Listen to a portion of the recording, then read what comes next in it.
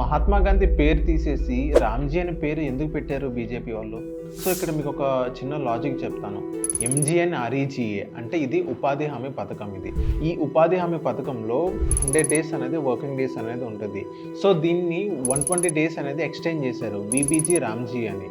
So ఈ ఉపాధి హామీ పథకం ఏంటంటే పాత ఉపాధి హామీ పథకంతో కంపేర్ చేసుకున్నట్లయితే ఒక 20 డేస్ అనేది ఇందులో ఎక్స్ట్రా దొరుకుతున్నాయి. సో అందుకనే దీన్ని విబీజీ రామ్జీ అని పేరు అనేది పెట్టడం జరిగింది. సో దీని అబ్రివేషన్ అనేది కింద స్క్రీన్ మీద కనిపిస్తుంది, ఒకసారి చూడండి.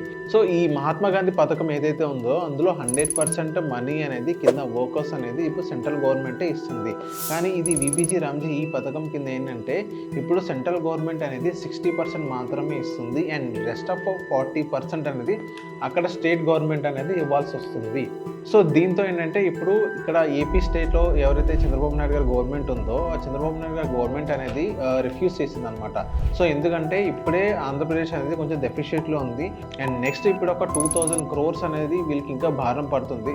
సో ఇందులో మాకు కొంచెం హెల్ప్ కావాలని దీన్ని రిఫ్యూజ్ చేయడం జరిగింది. సో ఇప్పుడు ఏదైతే మహాత్మా గాంధీ పేరు తీసేసి ఇప్పుడు రామ్జీ అని పేరు పెట్టిన తర్వాత సో చాలా ఇప్పుడు కాంగ్రెస్ నేతలు కానీ సో వీళ్ళందరూ మండిపడుతున్నారు ఎందుకు మహాత్మా గాంధీ పేరు తీసేశారని చెప్పేసి. మొత్తం ఇండియా వైపు దీనిపైన కొంచెం ప్రొటెస్ట్ అంటే కొంచెం జరుగుతుంది. సో ఓవరాల్గా మనం చూసుకున్నట్లయితే విబీజీ రామ్జీ అని పేరు పెట్టడం కరెక్టా కాదా అని మీరు కింద కమెంట్ చేయండి. ఈ రీల్ నచ్చితే సేవ్ చేసుకోండి అండ్ మీ ఫ్రెండ్స్ అండ్ ఫ్యామిలీకి షేర్ చేయండి.